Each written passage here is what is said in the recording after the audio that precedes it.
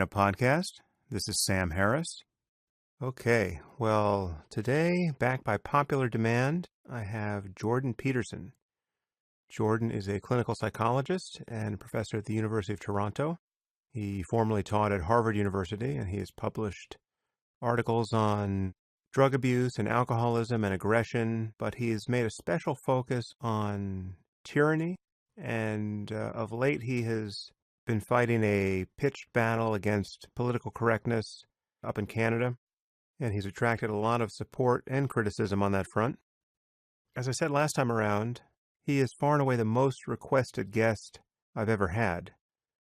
And we did a podcast about 4 or so episodes back, entitled What is True, podcast number 62. And that, to the disappointment of everyone, was a fairly brutal slog through differing conceptions of epistemology. If ever the phrase bogged down applied to a podcast, it applied there. Some people enjoyed it, but most of you didn't. But as I say in the conversation today with Jordan, I did a poll online and 30,000 of you responded. And 81% wanted us to try again because there was much more to talk about. And as it turns out, there was. We had a much better conversation this time around. It was very collegial. And if you have anything to say about it, feel free to reach out to Jordan and me on Twitter or make noise wherever you want. And now I bring you Jordan Peterson. I am back here with Jordan Peterson. Jordan, thanks for coming back on the podcast. My pleasure. Let's just take a moment to bring people up to speed. While we can assume many have heard our previous effort at this, all won't have. So we did a podcast a little over a month ago. It was podcast 62, I believe, on my list. And it went fairly haywire. We intended to speak about many things, but got bogged down on the question of what it means to say that a proposition is true. And I consider this actually a very interesting problem in philosophy, but it seemed to me that we got stuck at a point that wasn't very interesting, and many of our listeners felt the same. And at the time, I didn't let the conversation proceed to other topics because I felt that it would just be pointless. I knew you wanted to talk about things like the validity of religious faith and Jungian archetypes and many other controversial things. And I felt if we couldn't agree on what separates fact from fantasy, we would just be doomed to talk past one another. I think it's still possible we are doomed to talk past one another, but we ran a Twitter poll after our first podcast, and despite all the complaints I received about our conversation, 81% of people wanted us to make a second attempt. I think 30,000 people answered that poll, so it was a considerable number of people. I decided we should give our people what most of them claim to want, and we'll just see how it goes, because I don't want us to fight the same battle all over again. I think listeners who are curious about how that last conversation went can listen to it, and I'm sure the topic of truth and falsity will come up, but if it does, I think the best thing to do is kind of flag it on the fly and move on. And I think this will be an exercise in seeing just how much can profitably be said across differing epistemologies. With that warning about the various road hazards, I think we should just see where we wind up. And I think it could be someplace interesting because you and I appear to share many of the same concerns. I think we both find the question of how to live in this world to be the most important one. And I think we're equally concerned about some of the very well-subscribed answers to that question that are obviously wrong. And so I think we should just do our best to make sense and see where it goes.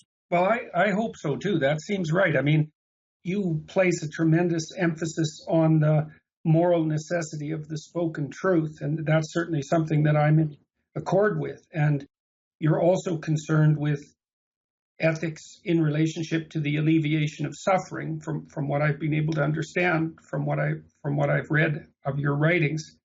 And you're also very much concerned with the relationship between scientific fact and value. And so we do share this intense concern about the same domain, and I think for many of the same reasons. And I think that you're an outstanding exponent of your particular position, and that makes you an excellent person to talk about these things with. I was actually going to start with a bit of an apology because I listened to our talk twice, Hmm. trying to figure out where it went off the rails. It actually went okay for the first hour. And then we got bogged down in the truth issue. And I think I made a couple of strategic errors, which I hope not to repeat. The first one was that I started the conversation by more or less accusing you of being insufficiently Darwinian. And that was designed to be, I thought, playful and provocative. But when I listened to our conversation again, I thought that that wasn't a very wise strategic move. So that was one mistake I made. And the second mistake I made was that I had just read a number of things that you had written, and I told you a lot about what you thought instead of letting you say it. And I was doing that partly because there is an argument to be had here, and I suppose partly because I was nervous, but also partly to demonstrate that I had actually familiarized myself with what you had read, and I wanted to indicate, or what you had written, and I wanted to indicate to you that I was taking it seriously. But I'm going to try to not be the least bit provocative in that manner during this conversation, because I really do think that we have something important to talk about. And I think that that's why so many people actually want to listen to us talk. So anyways, hopefully we get bogged down. Yeah. Just in the interest of completing that bit of housekeeping, I don't think the first was an error at all. I mean, to say that I'm insufficiently Darwinian is provocative, and I don't take it in the least bit personally. We just didn't find a path through that particular thesis that we could converge on. As far as the second point, telling me what I think in advance of our actually hitting that topic, I think that's almost certainly a mistake with me or anyone, and that's fine that you did that post-mortem, and I agree with that bit. So let's just start with a clean slate here, and I think kind of a natural starting point would be to ask you, and I've heard a few of the things you've said on this topic, but I'll just let you invent yourself anew, however it strikes you. What is the relationship, in your view, between science and religion? Well, I think that religious systems are descriptions of how people ought to act. And I think that those arose in a quasi-evolutionary manner. And so imagine the dominance hierarchy structure of a chimpanzee troop or a wolf pack. Okay, so we'll use the wolf idea first and then switch, if it's okay, to the chimpanzee idea. So as a consequence of the behavioral actions and interactions among social animals, you could think of something that might be described as a procedural covenant arising. And that would be the animal's knowledge of the structure of the dominance hierarchy, which is kind of ill-named, but we'll use that for now. So that there's a hierarchy of rank, and every animal in the social community understands that hierarchy of rank. That's essentially the culture of the troop or the pack. And there's an implicit recognition of the value of each individual within that troop or pack, such that, for example, if two wolves square off in a dominance dispute, of course they puff themselves up to make themselves look large, and they growl at each other, and they engage in ferociously threatening displays. And generally speaking, the wolf that has the lowest threshold for anxiety activation will capitulate first, generally without much more than the pose of a fight, and roll over and expose his neck. And then the dominant wolf will not deign to tear it out, basically. And you could think of the wolves acting out what you would describe propositionally as respect for each individual's value. And then in the chimp troops, Frans de Waal's research has indicated, for example, that if the dominance hierarchy is only based on brute force, and the chimp at the top, who's generally male, is there because he's a barbarian dictator, let's say, then he's very likely to be taken out by two male chimps, 3/4 his power, who are much better at social bonding and who've made a very tight compact between one another. And so that the chimp troop that's based on a tyranny is unstable. What de Waal indicated was that the chimp troops that tend to be more stable are run by dominant males who actually are very good at social bonding and reciprocity and who pay a fair bit of attention to the females and infants in the troop. So the dominance isn't power so much as you might think of as good politics. And so there's an emergent ethic that, and I truly believe it's emergent ethic that's very similar to what Piaget described as emerging among children when they play games, that not only specifies the nature of the social contract, let's say, but also is structured as if the individuals within the social contract have some implicit value. So imagine that as human beings diverged away from their chimpanzee progenitors, the common ancestor we have with chimpanzees, we already started to act out this ethic. It was coded in our procedures, to speak technically, because we have a procedural memory. And then as we developed cortically, we watched each other and ourselves very, very intently. And once we developed language, we were able to start encapsulating that procedural ethic first in stories. And those stories were partly about what a very well-structured procedural ethic might be and how it might go wrong, but also about how an individual within that procedural ethic should be treated and should act. And the storytelling, which was the mapping of that procedure, was the birthplace of the image and story basis of religious ideation, as far as I can tell.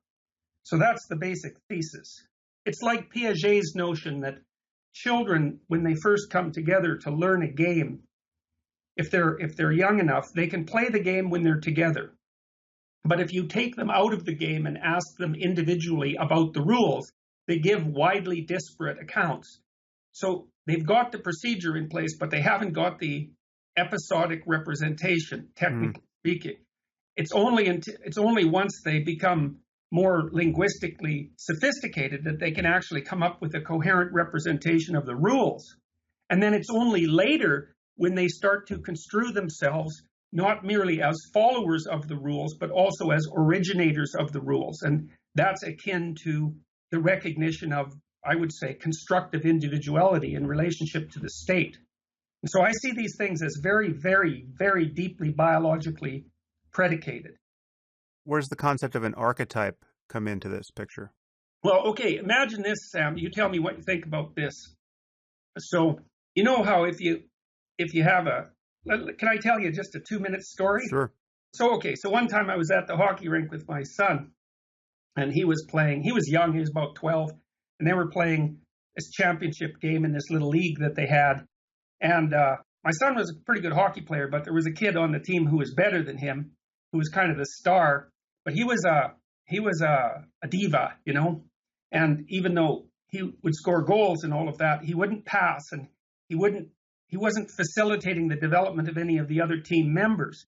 And so anyways, we watched this game, and it was very close. It was a very exciting game, and in the final few minutes of the last period, the other team scored, and my son's team and this Stars team lost. And so then the kids went off the ice, and the diva kid smashed his hockey stick on the cement and started to complain bitterly about how unfair the game is. And then his idiot father came running up to him and told him how unfair the reffing had been and how it was stolen from them and how catastrophic all of that was. And I thought it was one of the most heinous displays of poor parenting that I'd ever seen. Now, so there's a moral of that story. So his kid was very good at playing hockey, but he wasn't very good at being a good player. And so, you always tell your kids, doesn't matter whether you win or lose, it matters how you play the game. And of course, you don't know what that means, and neither does the kid. And it's often a mystery to the kid what that means, because obviously you're trying to win. But imagine it this way. Imagine that that the goal of human life isn't to win the game. The goal of human life, in some sense, is to win the set of all possible games. And in order to win the set of all possible games, you don't need to win any particular game. You have to play in a manner that ensures that you will be invited to play more and more games. And so when you tell your children to be good sports, to play properly, what you mean is play to win, but play to win in such a way that people on your team are happy to play with you and people on the other teams are happy to play with you, and so that you keep getting invited to games. Mm-hmm. Now, if you think of each game as a small hierarchy of value or dominance, then obviously the appropriate thing is to move up the hierarchy. And that's what animals do, is they move up in their specific hierarchy. But because human beings are capable of abstraction, we've been able to conceptualize the hierarchy as such, rather than any specific one, and then also to characterize a mode of being that is most likely to move you up the hierarchy, no matter what that hierarchy is. And as far as I can tell, that's the archetype of the hero. The hero is the person who's most likely to move up any given dominance hierarchy at any time in any place. And the hero is also, and then so that the nature of that archetypal hero first was acted out. It was laid out in procedure, and then it was acted out, and then it was described. But it's multidimensional. It's not only he who plays to be invited to play again, but also he who goes out into the great unknown to face chaos and the dangers there, but to gather what's valuable as a consequence and to bring it back to the community. And that's the basis of the dragon myth archetype, which is, of course, plays out in art and literature throughout recorded history. The oldest story we have, which is the Enuma Elish from Mesopotamia, is a story about Marduk, who's the culture hero and also the highest god in the Mesopotamian pantheon. He confronts the dragon of chaos, cuts her into pieces, and makes the world. In fact, one of his names was Nam. I can't remember the name, unfortunately, but it meant he who creates ingenious things as a consequence of the combat with Tiamat, who's the dragon of chaos. So he cuts up the unknown into pieces and makes ingenious things out of them. And it's a perfect description of the human archetype, the fact that we are hyper-exploratory and that we use our capacity to explore the dangerous unknown to gather the treasure that lies there and then to distribute it to the community. So, and that, in terms of the evolution of that archetype, Sam, think about it this way, okay? And again, you can tell me what you think about this. So we know that, roughly speaking, that human females mate across and up dominance hierarchies, whereas chimpanzee females are non-selective maters. The dominant chimps, males, will chase away the subordinate chimps from the females in estrus, and so they're more likely to have offspring, but the females will mate with anyone, whereas human females are very selective and they have hidden ovulation and they mate across and up dominance hierarchy. So imagine the woman wants the man who's most capable of rising up the set of all dominance hierarchies. So what happens is she outsources that problem to the computational capacity of the male hierarchy, and she lets the men fight it out among themselves, compete and cooperate to determine who the best man is. He's provided with the majority of the mating opportunities. And so that's how the extended religious phenotype manifests itself in evolutionary space, which was something that you and Richard Dawkins were wondering about the last time that you talked. Like, it's not psychopathy, which was, in some sense, you were thinking about the charismatic liar, but really what's being selected for is the consciousness, because that's the right way of thinking about it, that's best able to rise across the set of all dominance hierarchies. And females are selecting very hard for that, which is at least in part why we've had this tremendously expanded cortical capacity. Well, let me see if I can wade into this picture and find places of agreement and disagreement. For clarity's sake, I think it's useful to distinguish between two different intellectual projects here with respect to values and morality and the question of just how to live in this world, which is our at least nominal starting point.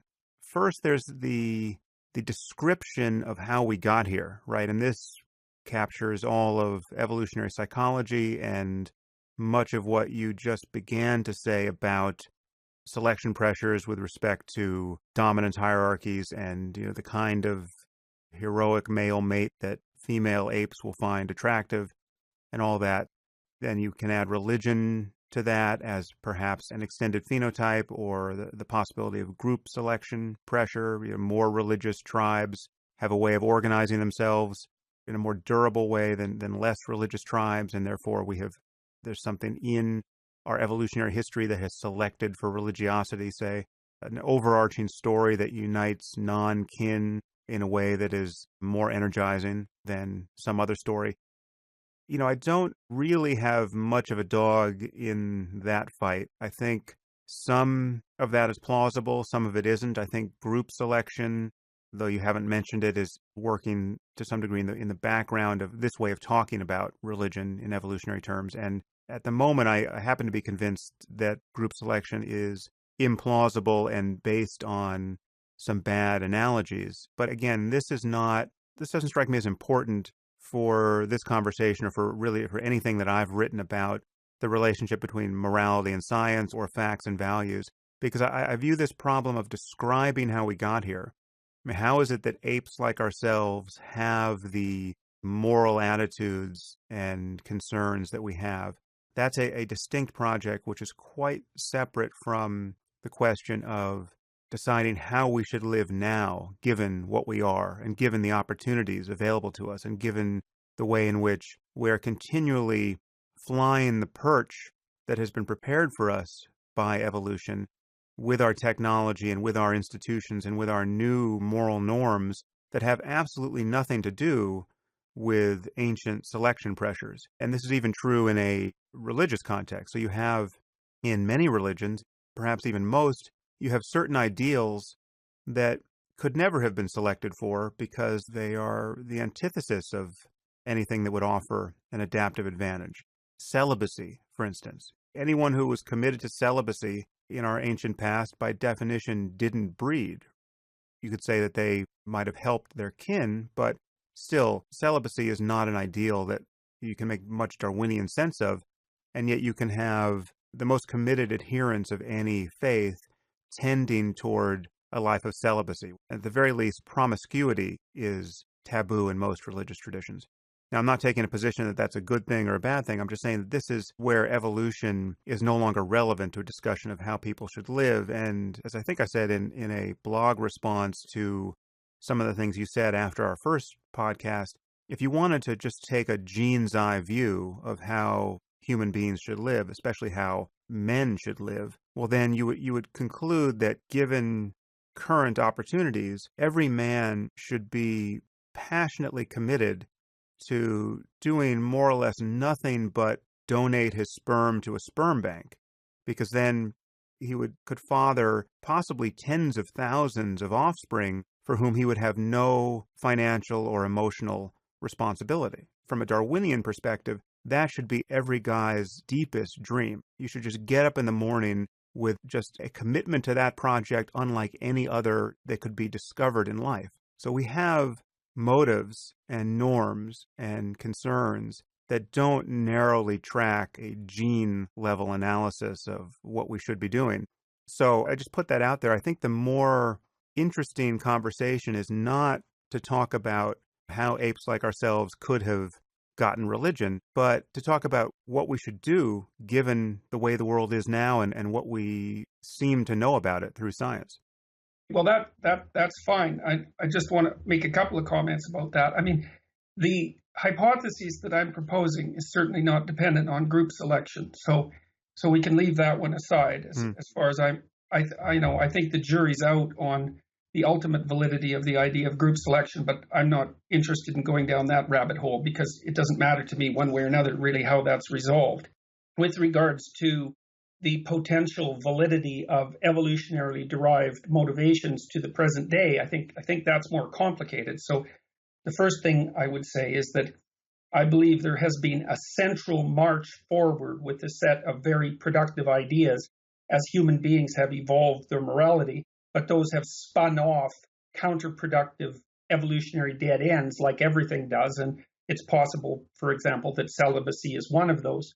With regards to the donation to sperm bank idea, I mean, that's essentially the mosquito way of propagation, right? And it's R versus K. Is that the correct terminology? I don't remember it correctly, but there's two fundamentally different strategies, extreme strategies for propagating yourself in the world. And one is to disseminate yourself as widely as possible and let the offspring live or die as they may, which would be the sperm bank approach. And then there's the other one, which is high investment in children, which is maybe taken to its extreme in human beings. And so we're tilted a lot more towards that. And so you can't really imagine a human being being motivated to take the mosquito approach, because that's really not built into us. But that isn't to say that the sexual morality that's part and parcel of our being, which seems to tend relatively strongly towards monogamy, for example, as marriage is a human universal,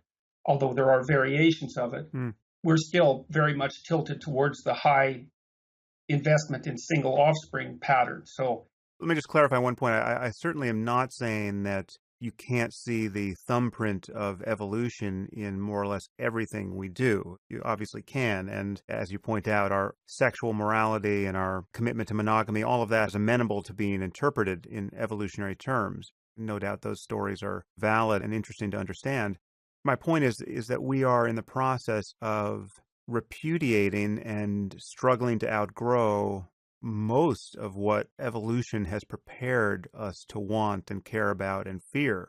Tribalism, xenophobia, and the list is long, but we want to get out of our tribal violence program and all the rest. Let me address that, because you see, most of the evolutionary psychologists that I've encountered have what I consider the misbegotten notion that our primary period of evolutionary determination was on the African veldt. And my viewpoint, I would say, spans broader time spans than that. So I'm starting from the presupposition that the most permanent things are the most real, which I think is a reasonable starting point. But I have a reason for saying that, because what I've been able to understand by delving deeply into the grammatical structure underneath mythology is that the religious landscape actually describes that which is most permanent in what shaped human evolutionary history. And I mean way back. I mean 350 million years back, before trees, before flowers, back when we shared common ancestor with crustaceans. And so one of the most permanent features of the biological landscape is the existence of the dominance hierarchy. And that's roughly portrayed in religious mythology as culture or explored territory or the known. And it's usually given the characterological representation of the great father. And there's a positive one and a negative one, as the dominance hierarchy can support you in your development or crush you completely. So the dominance hierarchy is one major selection mechanism, and it's known territory. There's another major selection mechanism, which is, roughly speaking, Mother Nature, and that's that which exists outside of explored territory. And it's generally being kept conceptualized as feminine, and I think the reason for that is because it's the unknown, cognitively speaking or territorially speaking, that gives rise to new forms. But it's also, more importantly, that female human beings, so the feminine, plays a very vicious role in the selection process. You may know, and probably do, that you have twice as many female ancestors as male ancestors. So as far as human beings are concerned, the feminine is a bottleneck through which genes must pass, so to speak. And it's a very narrow and picky and choosy bottleneck. So it has a positive element and a negative element. So roughly, it's the same thing, Sam, that's represented in the Taoist yin-yang symbol, because that yin-yang symbol basically is predicated on the idea that being is partly the known or the interpretive structure that's brought to bear on the situation. And so that's the white paisley, it's a serpent actually, and the unknown, which is the black paisley or serpent. And the two are interchangeable, and out of them arises meaning. So the idea behind the Taoist symbol is that you should have 1 foot in what you know and 1 foot in what you don't know. And that's the place where information flow is maximized. And that's the same thing as occupying the position of the hero who confronts the unknown and generates new information. And those evolutionary realities remain absolutely unchanged. The idea that every place you go, there's something you know and an interpretive framework that you bring to bear. So there's a cultural element, and everywhere you go or are, there's something that transcends that knowledge that you have to deal with. And everywhere you go, you're there. And so the 3 basic archetypal characters of mythology are the individual, positive and negative, culture, positive and negative, and nature, positive and negative. And we haven't outgrown that in the least. It's exactly the same problem it's always been. And as far as I can tell, it's exactly the same set of problems that always will be. And that's partly why these archetypal stories cannot be transcended, and they cannot be ignored. They pop up of their own accord. I mean, look, I'll give you an example. One question, Jordan. Yeah. How is any of that religious, though? I understand how, thinking of the individual versus the cosmos gives us a kind of narrative structure, right? You have your protagonist and you have all of the things that can happen to him or not, and all the things that he can want or not. And it's very easy to conceive of any human life or the life of a whole civilization in terms of stories like that. But how does this bring religion into the picture? Okay, well, I'm going to approach that from 2 perspectives. The first perspective, I presume, is one that you might find interesting given your interest in spirituality. So it's certainly capable for people to experience deeply a sense of meaning. Csikszentmihalyi talked about that as flow, which I think is a rather trivial way of dealing with it, but at least it's one that people can directly understand. But I would say you can understand when you're doing something meaningful because you're deeply engaged in it, and you also have a sense, in some sense, of standing outside of time because you don't notice time's flow. And it also feels worthwhile, and that the sacrifices that you have made to enable yourself to do that were justified. And so I would say, because the ultimate domains of reality are in fact chaos and order, or known and unknown, that when you straddle those 2 properly and maximize information flow, you feel a deep sense of intrinsic meaning. And that's the output of the entire structure of your consciousness telling you that you're in the right place at the right time with regards to furthering your capacity to thrive and move forward. A question here, Jordan. Wouldn't you grant that there are pathological experiences of meaning that is actually based on a misconception or divorced from the truth, which can be no less intoxicating to the person who's finding something meaningful? Sam, I think that's a great question. I mean, one of the things that really, really disturbed me when I was first working out these ideas was exactly that question, because I've read an awful lot about extraordinarily pathological people, serial killers and people who were malevolent right to their core. And that's exactly the question I asked, because, with serial killers, for example, especially the sexual predator types, they seem to have to live on the edge of their pathology in order to continue to be rewarded by it. They have to keep extending their pathology into the unknown to keep getting that rush. And then, of course, there's a situation with schizophrenics where the underlying mechanisms that produce the sense of meaning actually go astray. And that's especially the case, say, with paranoid schizophrenia. But you see, that's partly why I think I developed a viewpoint that's similar to yours with regards to the necessity of stating the truth, or at least attempting very hard not to say what you believe to be false.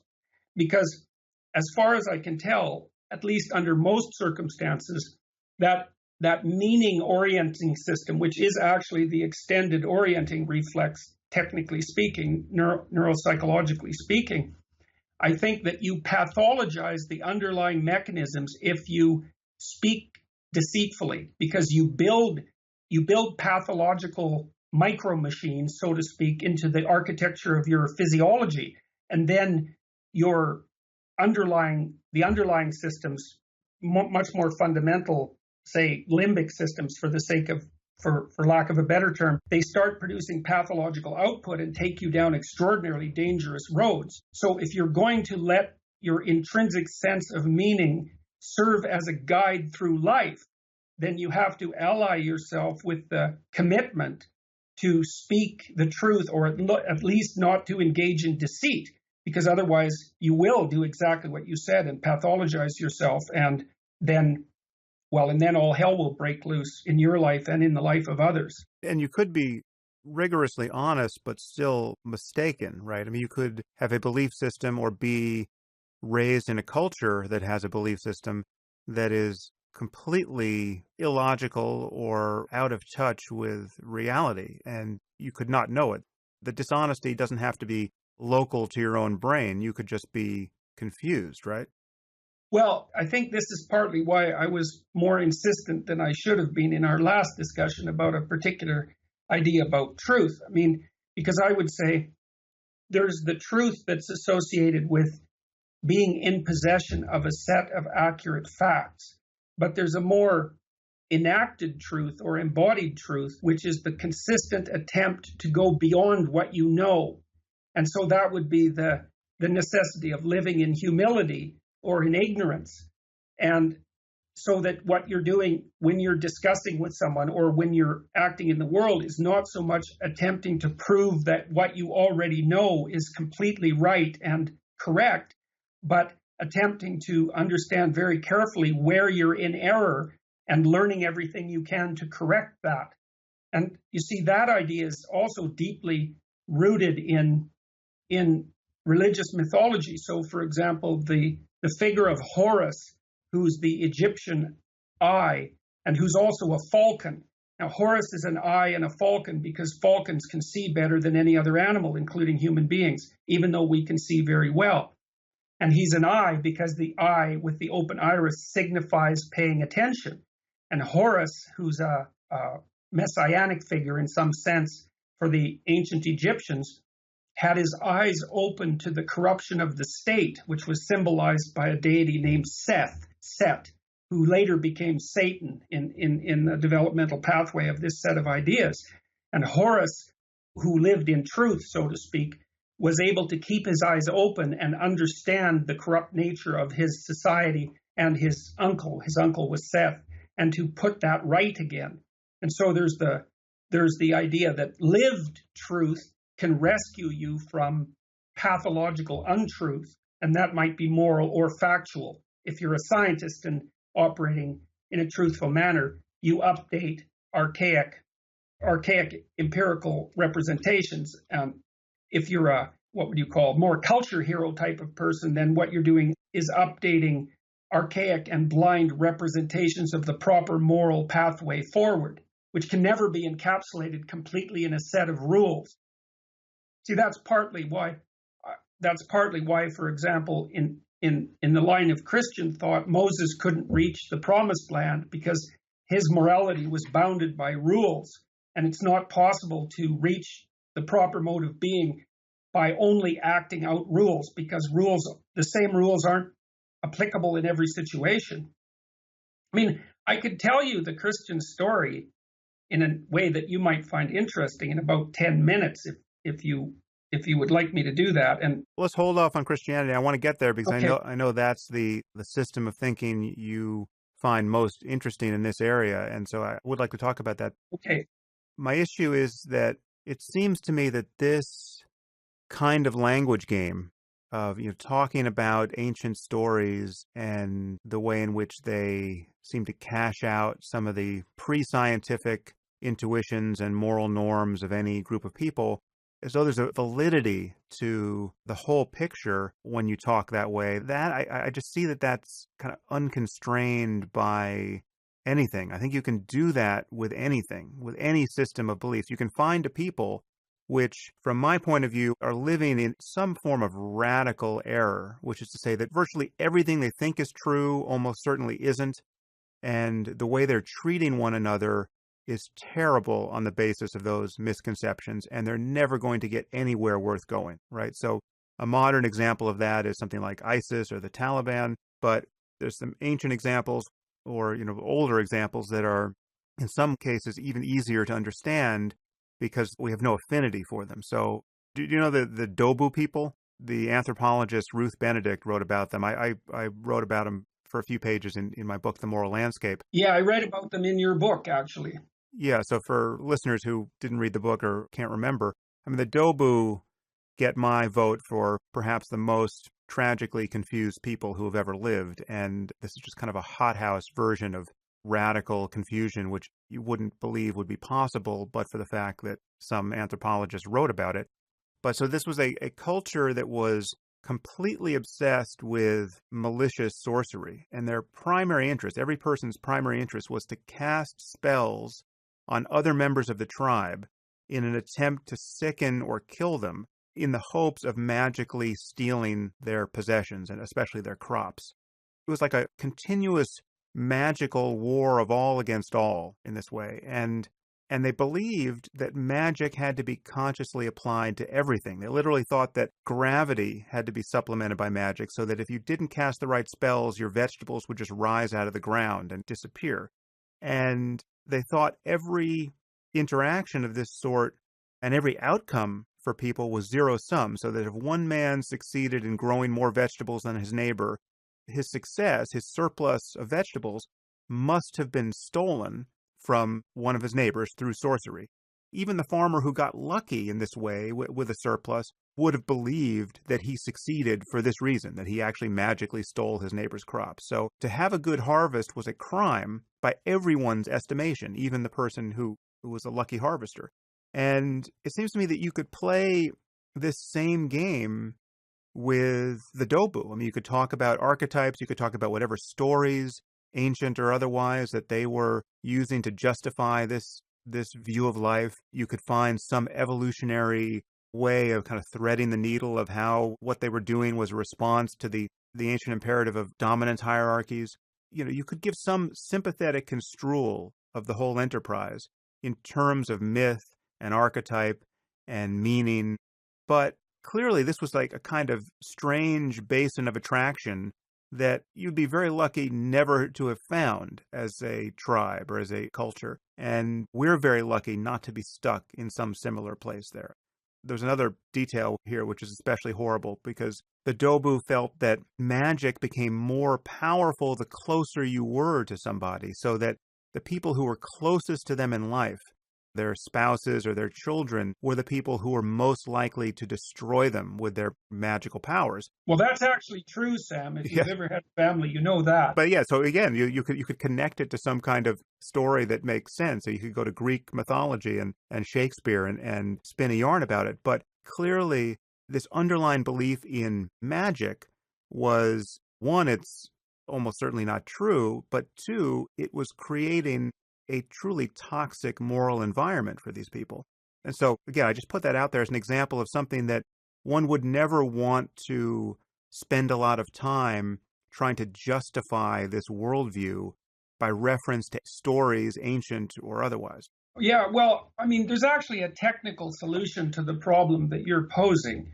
I mean, part of the problem is, how do you know if what you're looking at is a genuine thing or an artifact of your imagination? And you know that Paul Meehl and his colleague Cronbach basically addressed that back in the 1950s with a very solid piece of methodological work that every psychologist either does or should know about. They were the inventors of the multi-trait, multi-method construct validation process, which is a pretty awful jumble of words, but basically it means something like, in order to specify whether or not something exists, you have to use multiple methods to detect it, and that their reports should co-vary positively. And so, of course, we do exactly that with our five senses. You know, just because you can see something doesn't mean it's there. But if you can see it and hear it, well, you're a little bit more certain. When I wrote my book, Maps of Meaning, I was very acutely aware of that, and it certainly criticism that has been leveled against people like Carl Jung, mostly, tragically enough, by the postmodernists, of course, who don't believe in any sort of overarching narrative and who have their own form of Dogen-like pathology distributed widely among them. So what I did was refuse to take a presupposition as acceptable unless I could find its manifestation at least 4 levels of evidence simultaneously. So, for example, in my book, I start out with a neuropsychological account, an account of the fundamental neuropsychological processes that enable us to make sense out of the world, primarily relying on the early work done by the Russian neuropsychologists Luria and Sokolov and Vinogradova, who did a lot of early work on the orienting reflex in the hippocampus. That was then sort of combined with modern cybernetic theory by Jeffrey Gray, who was Hans Eysenck's student. And Jeffrey Gray's work has had tremendous impact especially over the last 10 years in psychology in general. He wrote his book in 1982, but it was a very, very difficult book. I think it must have had between 1,500 and 3,000 references. And Jeffrey Gray was exactly the sort of person who would have read every single one of them. And he outlined a cybernetic information processing model of human neuropsychological function that actually lays extraordinarily nicely on top of the archetypal world that I've been working on outlining. And I also wanted to ensure that it was in keeping with the kind of observational animal studies that people like Jane Goodall and Franz de Waal do, ethology. I wanted to make sure that it was in keeping with the ethological data, as well as the broader literature on evolutionary psychology and biology. And so when I say that there's these patterns that exist that you can extract out of mythology, I'm saying that knowing full well that you can find concordance for the processes described by those archetypal stories in at least 4 different scientific disciplines simultaneously. And according to Cronbach and Meal's methodology, that's the most effective possible way of validating a construct when it might be susceptible to the kind of contamination by imagination that you're referring to. I don't know what to make of that claim generically. I think we should talk about your view of Christianity at some point soon to see if we can talk about specifics. But I just want to take a generic starting point, which for me is more accessible and I think more illuminating. It certainly describes the divide between science and religion that resonates with me. And I think it connects nicely to the way you were describing kind of our primal circumstance of being an individual or a tribe standing in the face of mute and often hostile nature and trying to figure out what's going on and how to live within it. I think that really is the primal circumstance. This is why I think of religion, as you know, as a kind of failed science, as a kind of first attempt to tell a story about what's going on that gives us some power over it. But it's a bad attempt because we didn't develop any kind of methodology at that point to differentiate fact from fiction. Take the case that every parent will be familiar with of standing helplessly over your sick child, wondering what's wrong. Let's say your child throws up and has a fever, and you don't know what's wrong with him or her. And this is obviously one of the more ancient moments for any person. And there's obvious evolutionary reasons why we would be concerned about this. And so this is quite Darwinian to care what's happening to your infant. But today, this primitive uncertainty and helplessness and fear is bracketed by a basic understanding of the processes in the world that can affect a human body. And there's obviously enough to worry about there to drive almost any parent crazy. But one thing that is no longer on the menu is the evil eye. When your child gets sick, no part of your mind, if you're sane, is now devoted to the question of whether or not you should go burn your neighbor as a witch because she might have cast a malicious glance at your child, right? But as you know, that was not always so. And in fact, in Africa, people are still murdering their neighbors for the crime of witchcraft. So the problem, from my point of view, is twofold. One is that we know that there's a path forward to rule out things like witchcraft and the evil eye, and that this path is science and rationality generally. But the other problem is that you could still play this game by resort to ancient stories and finding some connection between those stories and evolution, you could play a game of dignifying a belief in magic, in this case, the evil eye specifically, along Jungian lines or archetypal lines or something. You could be sympathetic with this picture, but my point is, what would be the point of that? I mean, given the obvious harms that we no longer need commit based on disavowing this ancient ignorance, why would one spend any time at all trying to make sense of admittedly ancient concern about sympathetic magic, right? Sympathetic magic is dangerous bullshit. That's basically all I think we need to know about it now. And yet you could spend a lifetime. You could be reading not only Jung, but, sketchier people like Aleister Crowley and Eliphas Levi and all the history of Hermeticism. And you could open, Manly Palmer Hall's The Secret Teachings of All Ages and just get deep into that stuff. The tradition of Western magic, right?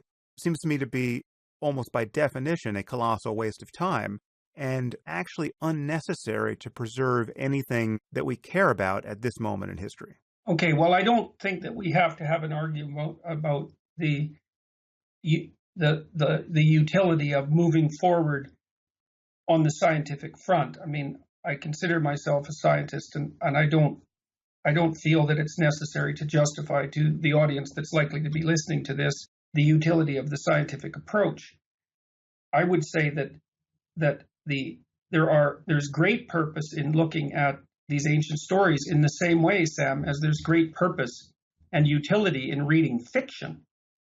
So, and I don't mean that in a derogatory manner. I mean, one of the things that I thought about after our last discussion, because I went and did some investigation into definitions of truth, some serious investigation, so that I was more prepared the next time that we talk. But one of the questions that I wanted to ask you, for example, given your emphasis on truth as embedded in facts and also the ability of moral truth to reveal itself from a set of facts, is here's a sentence for you, and perhaps you can tell me what you make of it.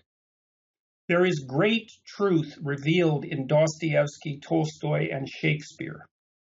Do you agree with that or disagree? Because there's no fact in any of that, and there's certainly no scientific data.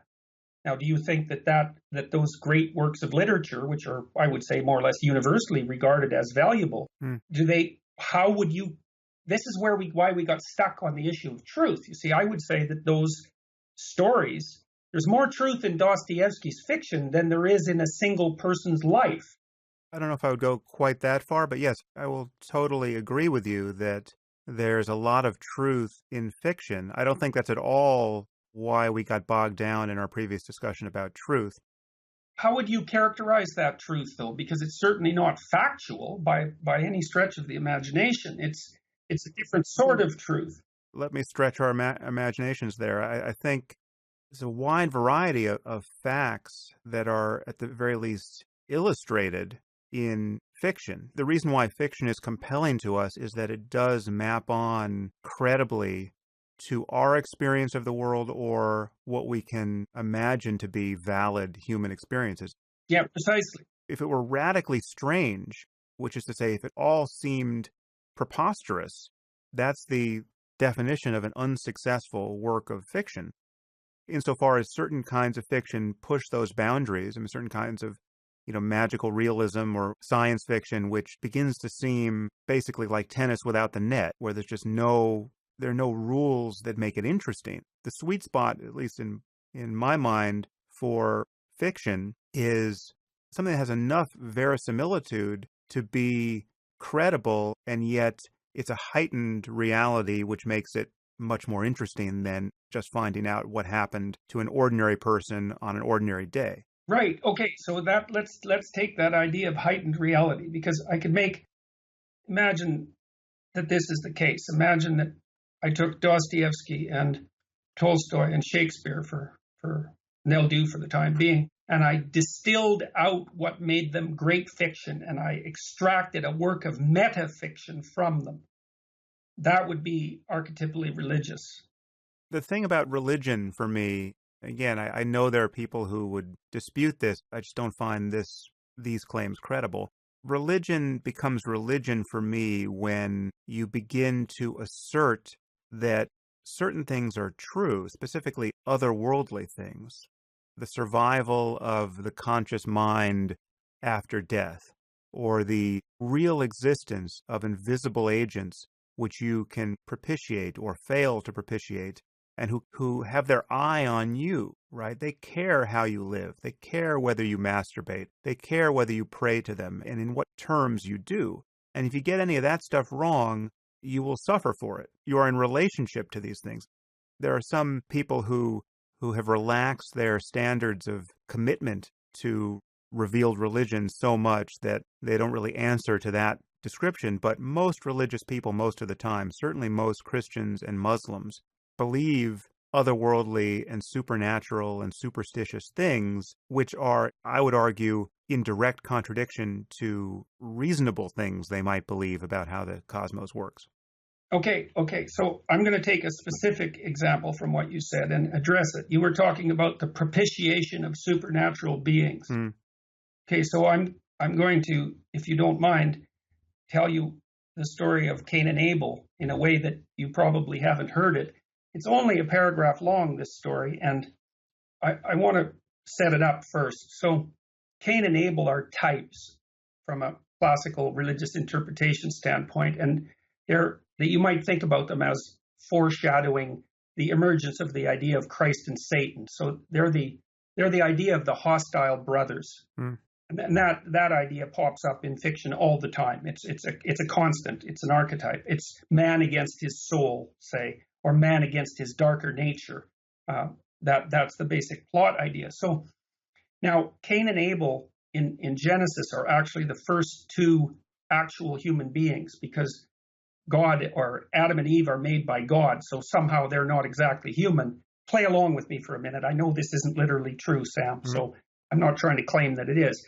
But Cain and Abel are the first two human beings that are born into the world instead of paradise. And Cain is an agriculturalist, and Abel is a shepherd. And of course, that shepherd theme echoes much later through Christianity, and also in the story of King David, partly because if you were going to be a shepherd back then, man, you were one tough dude, because you had slingshots and sticks, and there were lions after your sheep. So, you weren't little boy blue in pastoral Victorian England. You were one tough character. So to be a shepherd was no joke. Anyways, Cain and Abel are making their way through life, and Cain is having a very rough time. Things aren't going his way at all.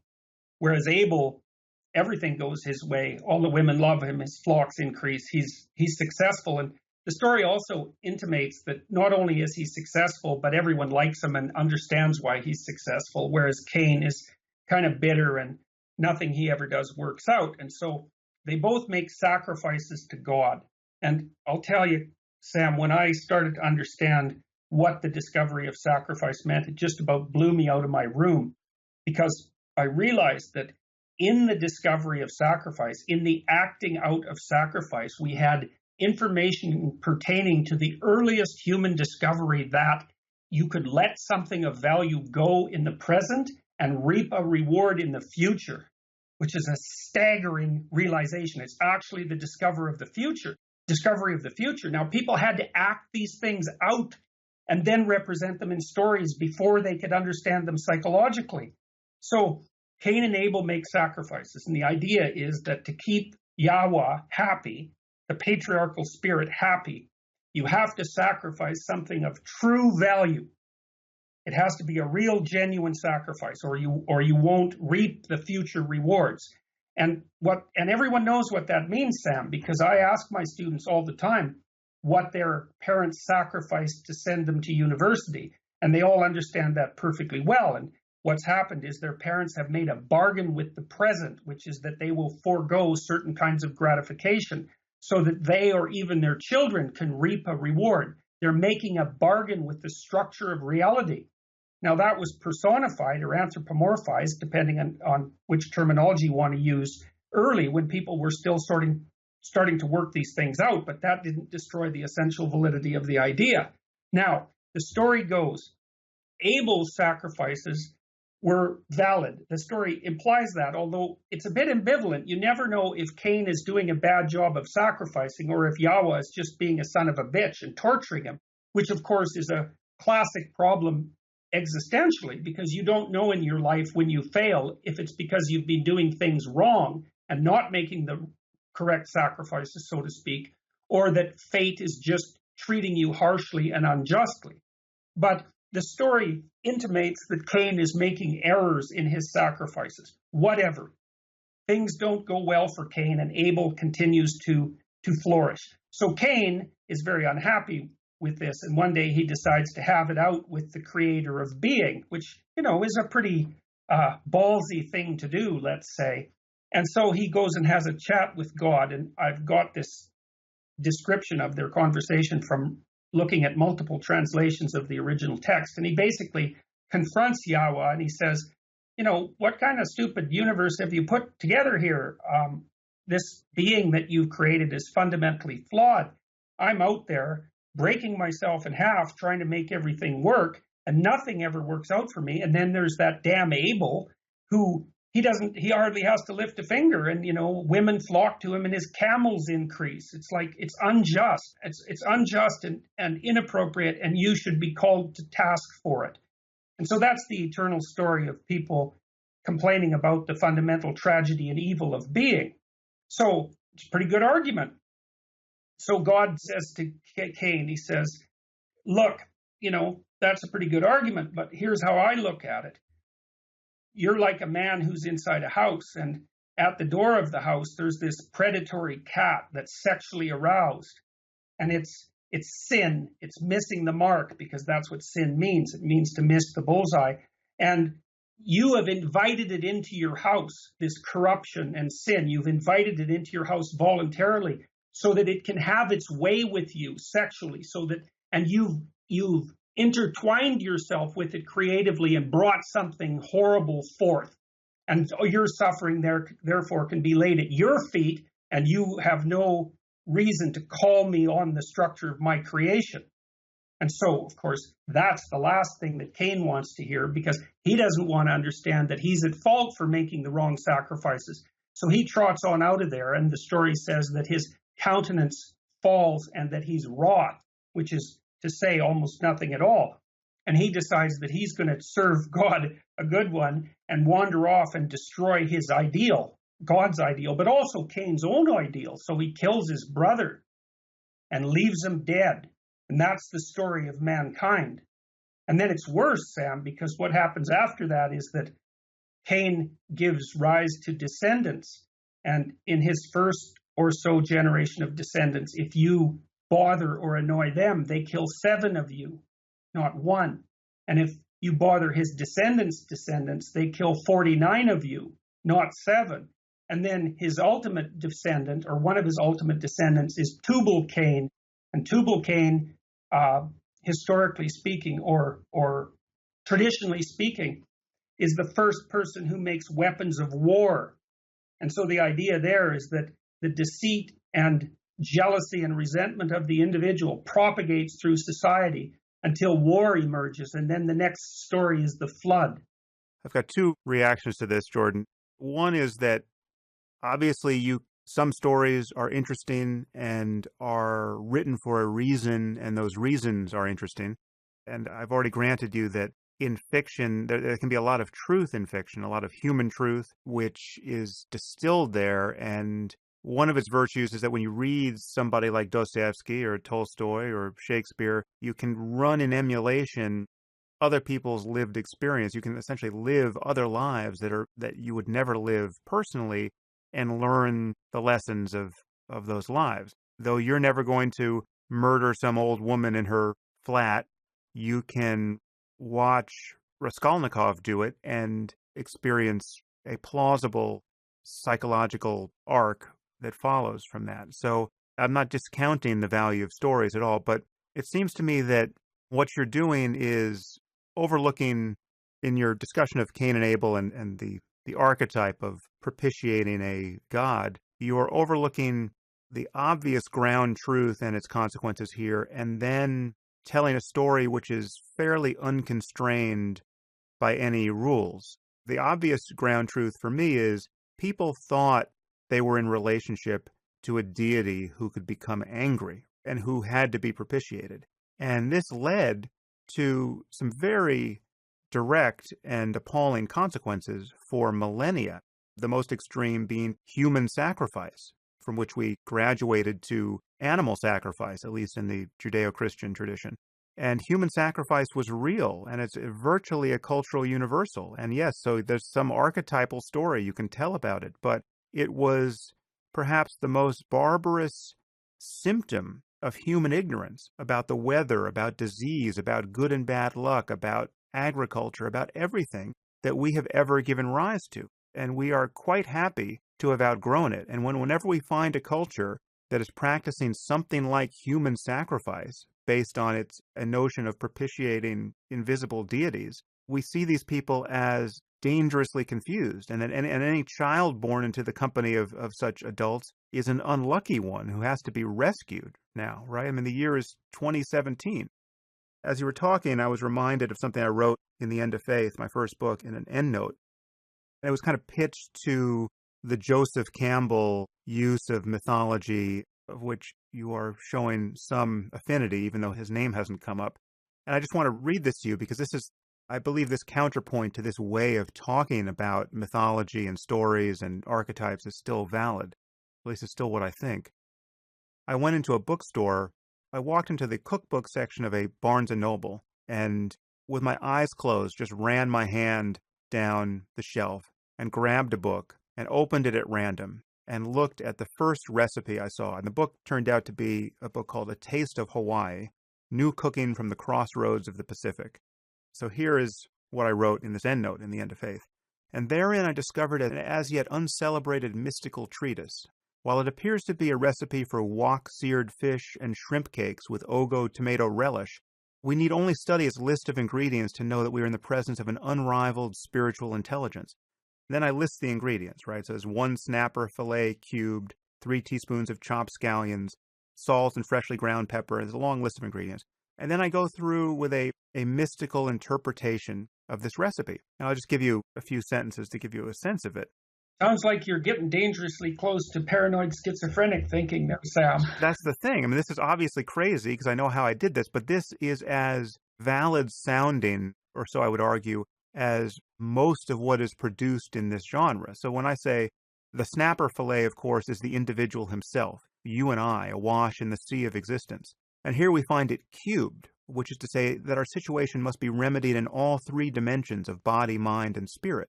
Now you have 3 teaspoons of chopped scallions. This further partakes of the cubic symmetry, suggesting that that which we need add to each level of our being by way of antidote comes likewise in equal proportions. The import of the passage is clear. The body, mind, and spirit need to be tended with the same care. Salt and freshly ground black pepper. Well, here we have the perennial invocation of opposites, the white and black aspects of our nature. Both good and evil must be understood if we would fulfill the recipe of spiritual life. Nothing, after all, can be excluded from the human experience. This seems to be a tantric text. What is more, salt and pepper come to us in the form of grains, which is to say that the good and bad qualities are born of the tiniest actions, and thus we are not in good or evil in general, but only by virtue of innumerable moments which color the stream of our being by force of repetition. Then there's a dash of cayenne pepper, clearly of being of such robust color and flavor it signifies the spiritual influence of an enlightened adept. I go on, and this is all bullshit because it's meant to be bullshit. I mean, again, this is a random text that I'm giving a highfalutin spiritual interpretation of. But my point is, you can do this with anything. And religions have been doing this for millennia with specific books, which even by the merits of fiction, for the most part, I mean, there's some exceptions here. I'll grant you that there's some bits of the Bible that stand comparison with the rest of world literature, but much of it doesn't, right? Most of these books are profoundly mediocre. The Quran is as mediocre a book as I've ever seen on any subject. I'll grant that maybe the Arabic is beautiful. I don't read Arabic, but the content of the book isn't. And this is true of most religious writing. And the fact that most people, most of the time, have found profound meaning in much of this work is not proof otherwise. I mean, again, if you found me a culture that was doing what I just did to a recipe in a cookbook, the fact that they had gone generation after generation enamored of that interpretation wouldn't prove anything. That's the problem I'm having here. Yeah, well, that's good. I mean, what you wrote is very funny too, and it's very much reminiscent of New Age thinking, I would say. What's the problem with New Age thinking then, in your view? Well, I don't think it's constrained exactly in the manner that you said. I mean, I mentioned that what I've been trying to do while working my way through the murk, let's say. Look, if you're analyzing scientific literature, you have to separate the wheat from the chaff, and like 95% of it is chaff, unless it's social psychology, in which case 99% of it is chaff.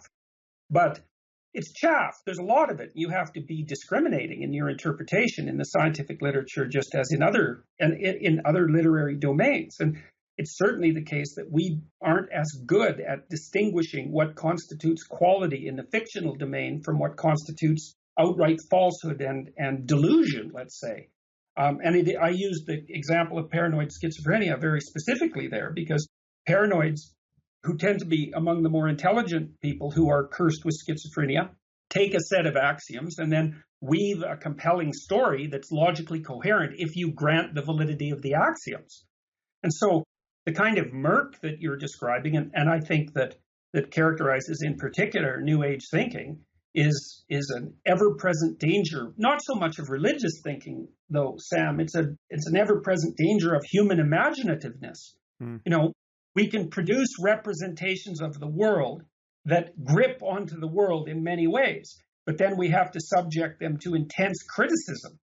And that's why, for example, we both share a belief that the last thing we want to do in our society is put any restrictions whatsoever on the human right to criticize religious presuppositions. I think that's an absolute catastrophe.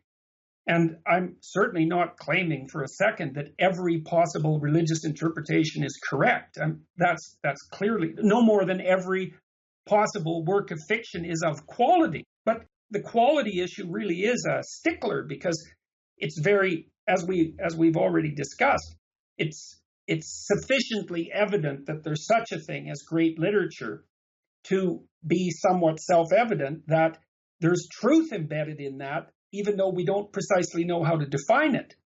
Now the postmodernists would take an opposed view to that. They would say, well, there's no truth in literature whatsoever. It's all a matter of interpretation, which is akin in some sense to the objection that you're raising. And that's all that, and I have to say, that's a profound objection. But I believe that it throws the baby out with the bathwater. So what I've been trying to do is discriminate my way through the wealth of past wisdom that has been bequeathed to us, and to find patterns and then to verify them using other techniques. Now, some of the techniques are, you can also debate what constitutes an acceptable methodological technique, but there are existential techniques as well, and I think you rely on them to some degree when you're talking about the necessity of speaking the truth, because I would say I've put what I've learned from the analysis I've conducted into action in my own life, which has changed dramatically as a consequence, and only for the better, in the life of my family, about which I could say the same thing, about the teaching that I've done to my students. And I've been regarded for 30 years as teaching courses at good universities that have been regarded by a vast majority of the students as absolutely life transforming. And there is a massive hunger. It's almost insatiable for more sophisticated understanding of these archetypal stories. Now, you talked about human sacrifice, and I would say, well, obviously that was a catastrophic and barbaric epoch in human developmental history, and who would want to go back to that? But I would say what we've done to that is not so much invalidate it as supplant it with a psychological understanding, in that we can sacrifice what we hold dear that's holding us back and move forward into the future.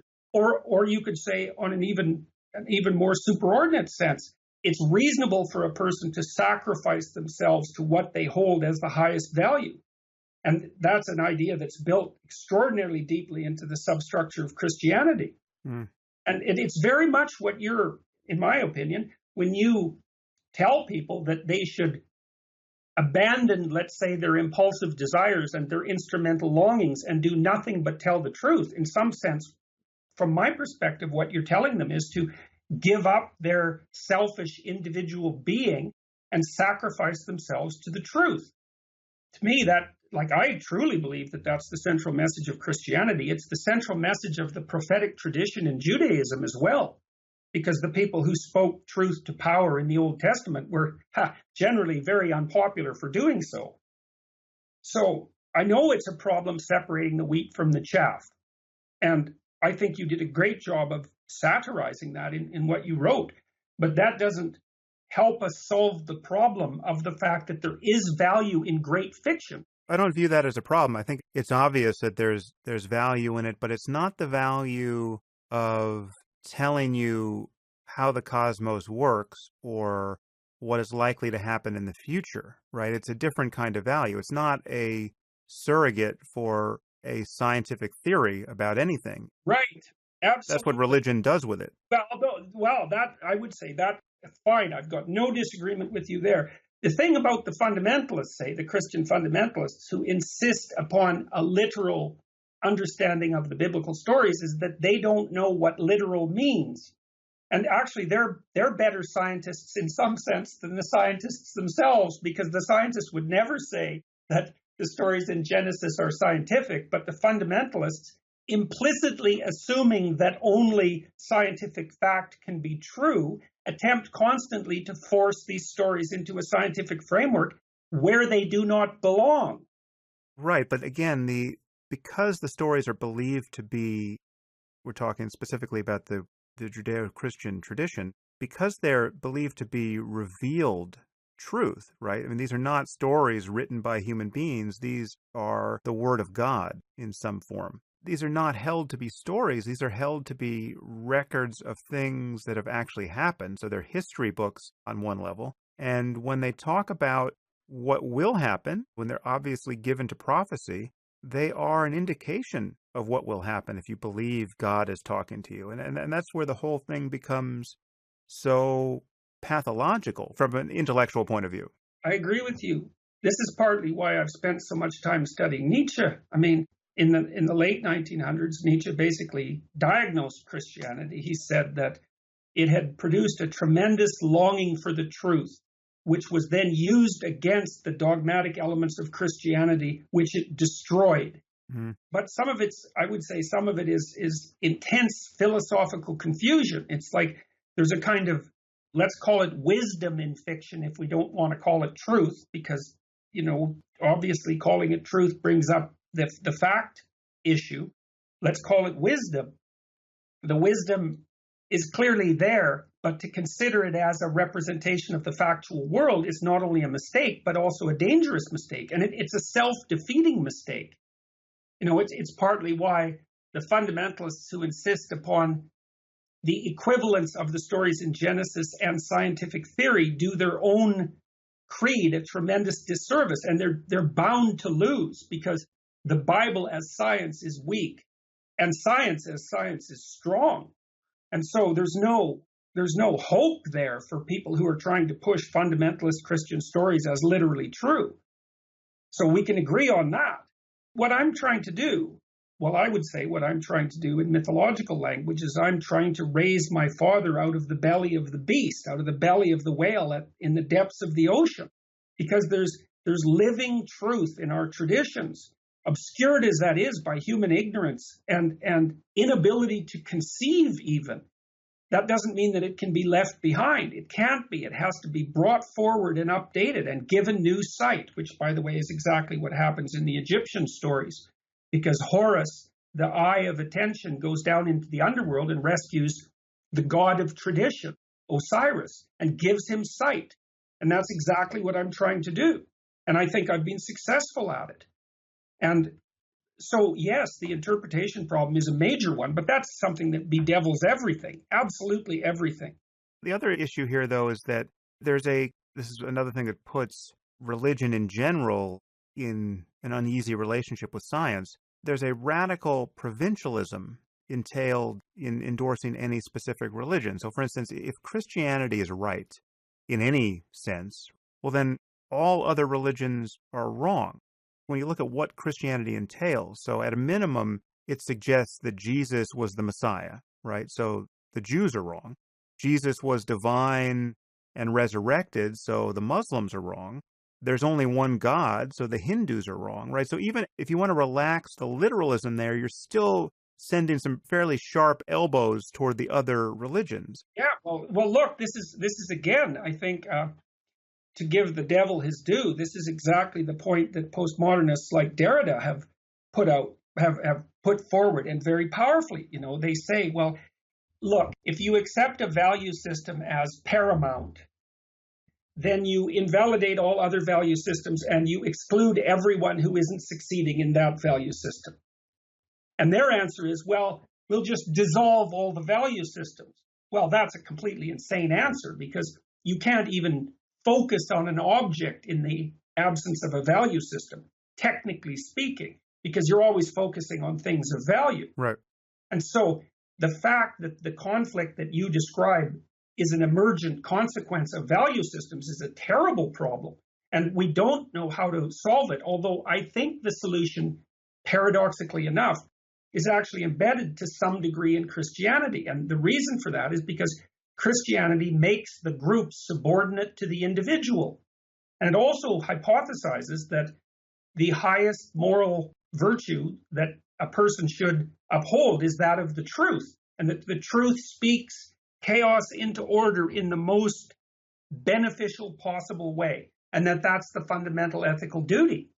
But why make this a matter of allegiance to Christianity? Why not just take what is useful in any tradition?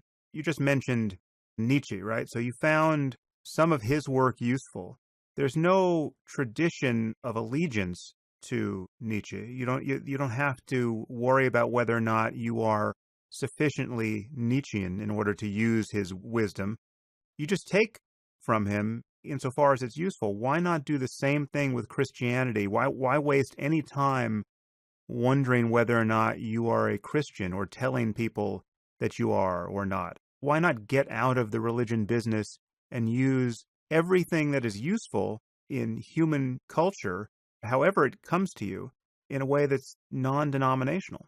Well, if that could be achieved, that would be absolutely wonderful. I would say the first problem with that is that, or the historical problem with that, is that the kind of truths that have emerged out of this lengthy mythological process, this lengthy imaginative mythological process, were first encapsulated inside the stories and the images. They weren't articulated philosophical or psychological truths of the kind that we're speaking about. Look, you can think about this like the relationship between Dostoevsky and Nietzsche. So Dostoevsky and Nietzsche were very similar in many ways philosophically, but Dostoevsky wasn't a philosopher. He was a storyteller. Implicit in his stories was Nietzschean philosophy, even though, paradoxically enough, Dostoevsky was a Christian. The storytellers get there before the philosophers. And, you're saying now that the philosophers have got there, maybe we don't have to pledge allegiance to a canonical version of the story. And that could be the case. In fact, you see, partly Nietzsche criticized Christianity for all the reasons that you just criticized Christianity or any other creed, in a devastating manner, although he was also extraordinarily grateful to Christianity because he believed it had disciplined the European mind, and that period of discipline was necessary, a period where everything was interpreted under the rubric of a single interpretation, because that taught concentration. But Nietzsche said, well, now we're beyond that, and we're going to have to become gods of our own accord in order to withstand the consequences. And then, of course, that turned out to be very problematic for reasons that Nietzsche also prophesied, because he said that the West would degenerate both into nihilism and into totalitarianism, and that millions of people would die as a consequence of the death of God. And that's Dostoevsky prophesied exactly the same thing in The Devils, and it's exactly what happened. And I don't believe that we can get past the Scylla and Charybdis of nihilism and totalitarianism without going back to the past to find what it has to offer us, to bring it forward in an articulated manner. Of course, that's precisely why I think the discussion that I'm having with you is important, because I think that's what we're doing.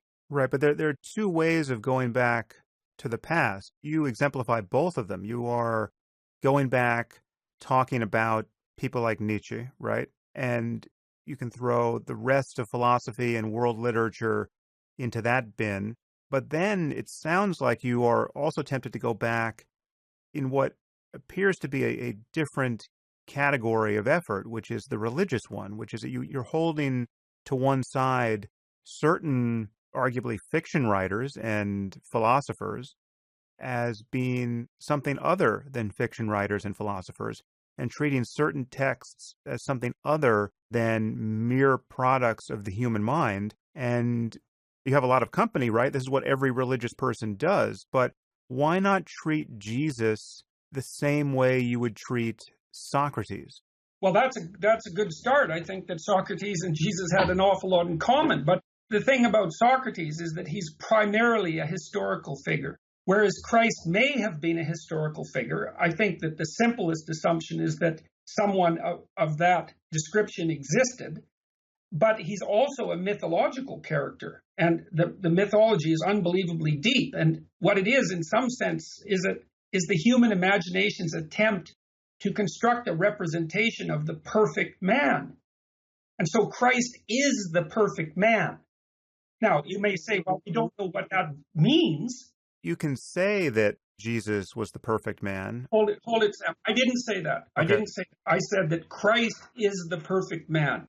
That it's different, because I'm speaking at the mythological level, is that whatever human beings can imagine as perfect, in terms of the manner in which an individual could conduct himself, that's what Christ represents. I'm not claiming for a moment that manifested itself in history. That's a different claim, and we can talk about that claim too. But I would say it didn't even manifest itself in the Bible. If you were going to write a story about the perfect man, a fiction of the perfect man, you wouldn't write it the way the New Testament is written, and you would get Jesus to do things that he didn't do and not do things that he did do, and he would say things that he didn't say. He can get a lot more perfect than what you see in Matthew, Mark, Luke, and John. Well, okay, so let me tell you briefly why that story is archetypally perfect. Okay, so here's the reason. It's because, as has been agreed upon by the sages of the ages, let's say, the fundamental reality of life is suffering and finitude. And you can layer on top of that, from an existential perspective, malevolence and injustice. And that's the lot of human beings. And so here's an archetypal story. The most perfect, innocent, sinless person possible is betrayed by his friends, his countrymen, and the foreigners simultaneously, for no crime whatsoever, in the most torturous possible way, and also abandoned by the creator of being himself. And he accepts that all voluntarily. You see, the reason it's an archetypal story is because you can't get beyond that. You see, it hits a limit. It's the limit of tragedy. And so that's where the perfection lies. Now, the issue is, well, what does that mean? And here's what it means. We can go incrementally here, because I don't even buy that it's the limit of tragedy. I mean, first of all, the thing is anchored to a belief in human sacrifice. This is what is so weird about Christianity, from my point of view, is that this is not a religion that disavows human sacrifice. This is a religion that claims that human sacrifice is real and important, but there was only one that was in fact necessary and effective, and that is the sacrifice of Jesus. Well, that's the Protestant and the Catholic interpretation. It's not so clear with the Orthodox Christians. They buy a version of Christianity that stresses more each individual's moral obligation to do the same thing. I don't know enough about Orthodox belief to dispute that, but most Western Christians have unacknowledged at the core of their belief system this assertion of the validity of human sacrifice, right, which is insanity. Well, it isn't insanity, Sam, if you think about sacrifice in the way that we talked about it earlier. That's not the way it's thought about even in the Bible. He had to die for our sins, right? He is the scapegoat. He is the only effective scapegoat, and he's a hero. He's perfect in your terms because he took this on voluntarily. I mean, to go back to what you were just saying, this is not the ultimate tragedy because he did take it on voluntarily. It's more tragic if someone really gets screwed by the cosmos. Oh, yes, you're right about that. But the fact that he took it on voluntarily is actually the part of the story that involves the transcendence of the tragedy. Because the story there, and this is a very old story, it's far older than Christianity. The story is that the best way to transcend the bitterness of life is to accept it completely, including betrayal at the hands of your friends, including betrayal at the hands of your countrymen and the foreigners, to allow that to be acceptable, to take it on voluntarily and not to be bitter about it like Cain, because you get murderous when you're bitter. So I can go with you there, but now if that is what you find compelling in this story, I could just offer for your examination another example, another story, another tradition, which in its details is basically irreconcilable with Christianity, but it's also well subscribed. It's the Buddha and Buddhism, right? The Buddha is another example of the perfect man.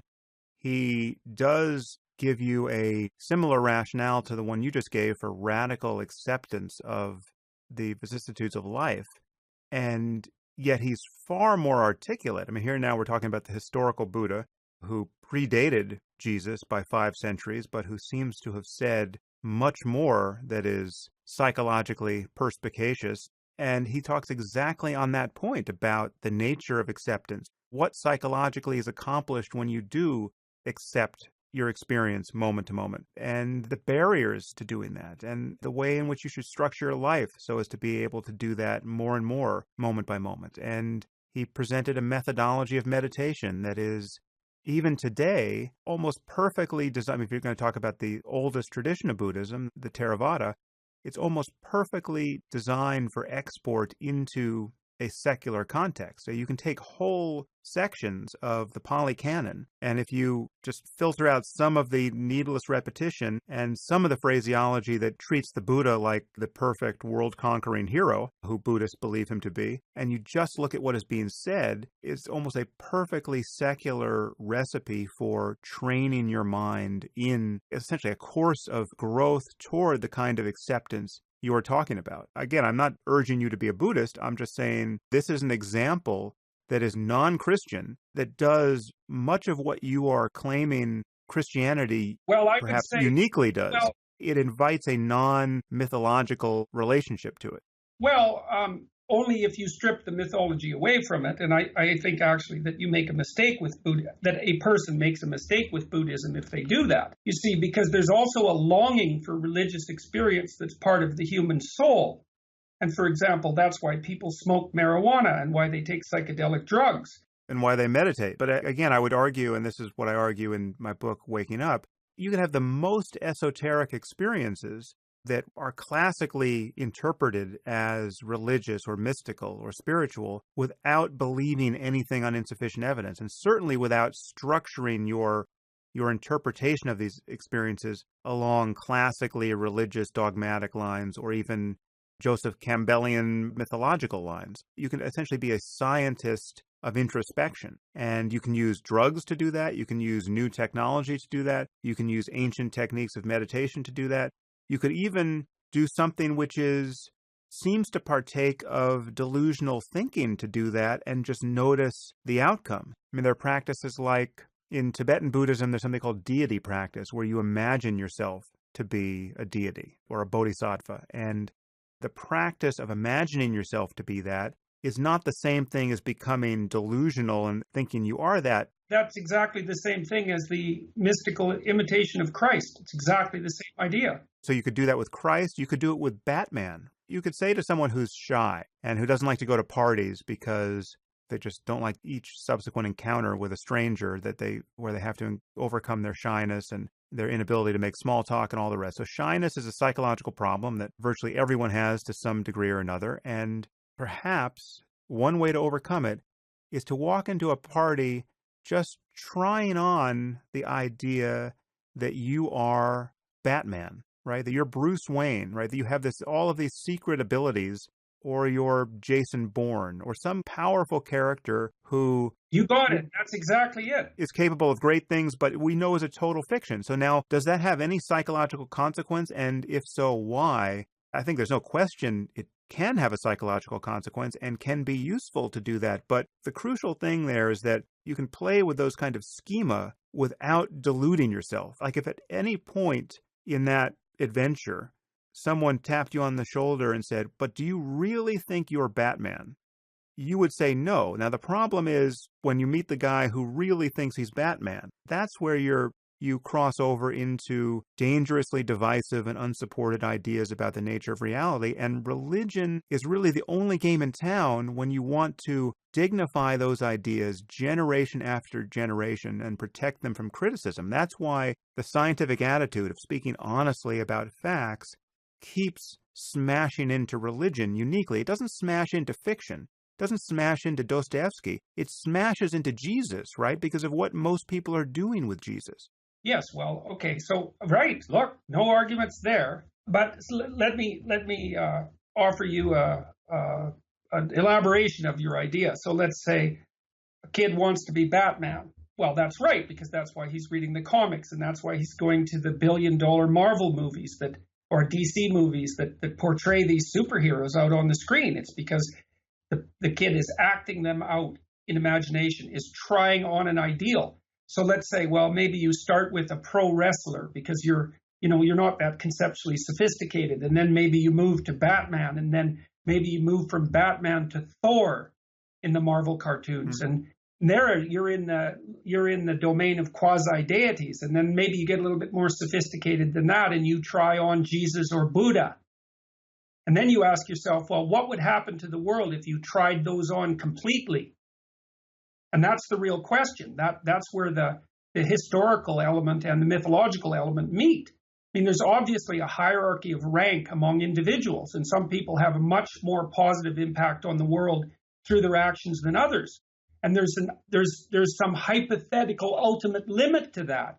If you were the best person you could possibly be in every possible way, just exactly how much good could you bring into the world? Mm-hmm. And at what point would you be a bodhisattva? That's something Buddhists ask themselves all the time. Yeah. When would you be an incarnation of Christ? Something that isn't just mythological or imaginative or delusional. It's a partial because the ideal recedes as you approach it.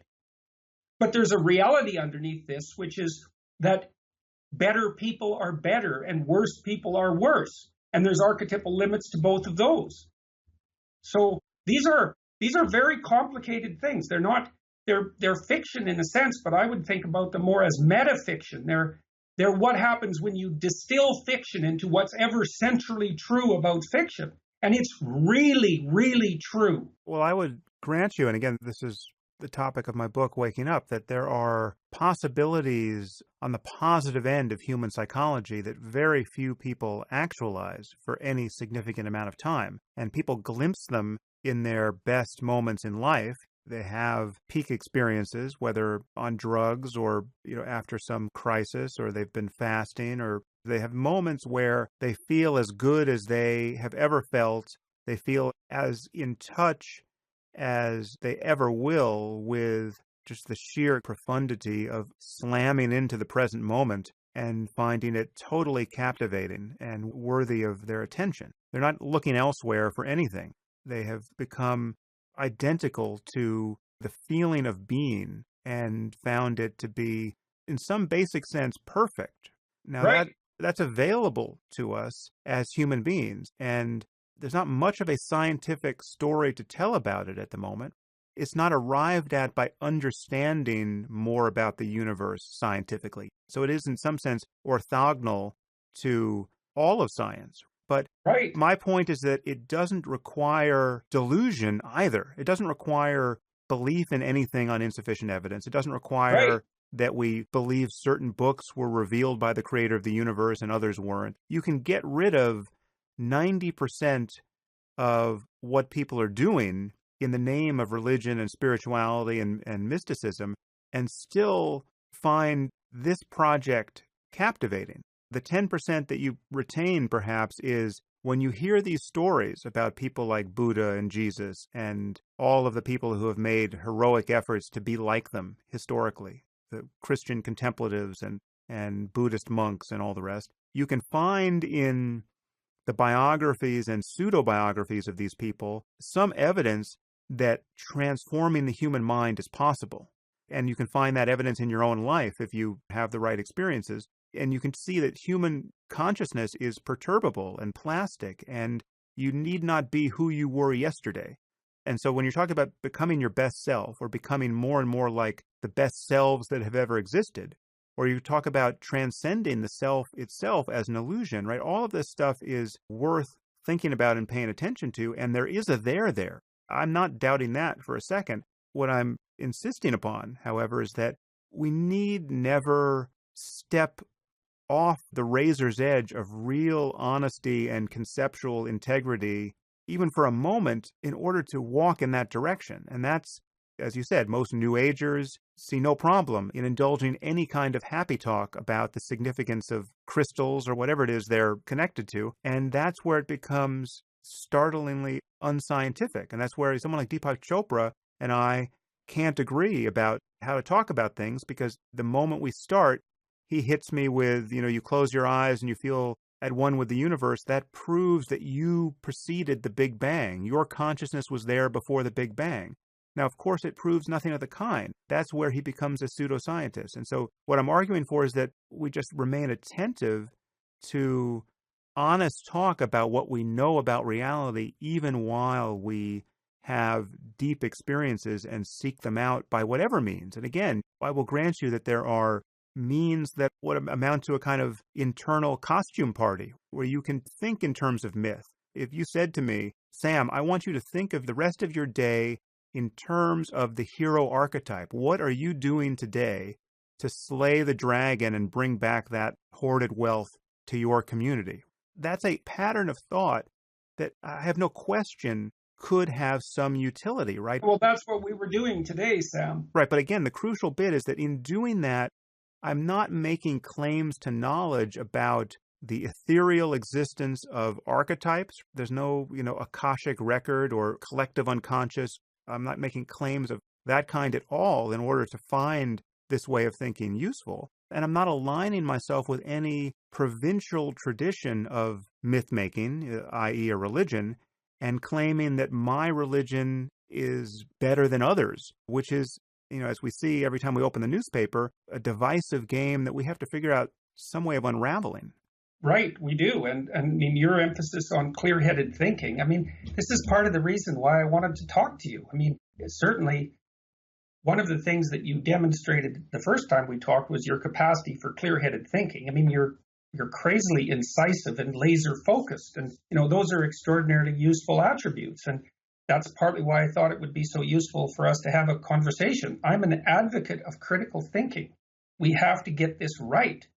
But having said that, the abandonment of all value structures, which is, say, the postmodernist perspective, isn't a way forward, because it leads to a situation where people are going to be unconsciously possessed by far more foolish ideas than they left behind them.